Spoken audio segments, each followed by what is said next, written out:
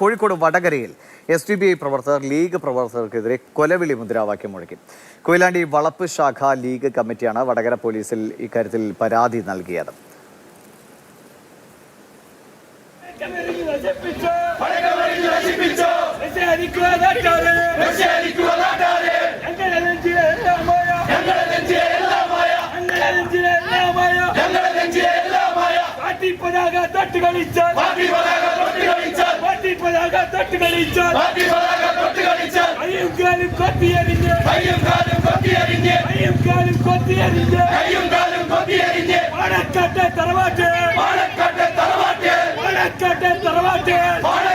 Rahul K വിവരങ്ങൾ. രാഹുൽ നേരെ പാണക്കാട്ടെ തറവാട്ടിലേക്കാണല്ലോ പോകുന്നത്. ഇത് തെരഞ്ഞെടുപ്പ് ബാക്കി പത്രമാണോ?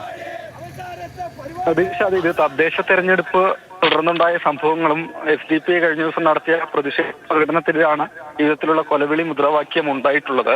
ഇത് വടകര നഗരസഭയിലെ കൊയിലാണ്ടി വളപ്പ് ഇവിടെ ലീഗ് UDF സ്ഥാനാർത്ഥിയാണ് വിജയിച്ചത്. SDPI വലിയ പ്രതീക്ഷ വെച്ച വാർഡ് ആണെന്നാണ് പ്രാദേശിക നേതാക്കൾ തന്നെ പറയുന്നത്.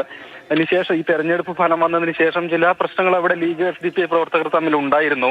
അതിൽ പ്രതിഷേധിച്ചുകൊണ്ട് SDPI നടത്തിയ പ്രതിഷേധ പ്രകടനമാണ്. കൊയിലാണ്ടി വളപ്പ് ശാഖ ലീഗ് കമ്മിറ്റി ഇപ്പോൾ വടകര പോലീസിൽ പരാതി നൽകിയിരിക്കുകയാണ്. അവിടെ SDPIയുടെ ഈ പ്രകടനത്തിൽ പങ്കെടുത്ത ചില പ്രാദേശിക നേതാക്കളൊപ്പം കണ്ടാലറിയാവുന്ന 20ഓളം പ്രവർത്തകർക്കെതിരെയാണ് വടകര പോലീസിൽ പരാതി നൽകിയിട്ടുള്ളത്. അതിൽ മുദ്രാവാക്യത്തിൽ ഒന്ന് എന്നത് ഒരു പണി നമുക്കറിയാം, അത് ഈയത്താക്കും എന്നുള്ളതാണ്. അതിനുശേഷമാണ് ഈ കയ്യും കാലും വെട്ടിനുറുക്കി പാണക്കാട് തറവാട്ടിലേക്ക് പാഴ്സൽ അയക്കുമെന്ന് പറയുന്നത്. ഈ രണ്ട് മുദ്രാവാക്യങ്ങളും പ്രത്യേക പരാതിയിൽ എഴുതി കാട്ടിക്കൊണ്ടാണ് ലീഗ് പ്രാദേശിക നേതൃത്വം വടകര പോലീസ് പരാതി നൽകിയിട്ടുള്ളത്.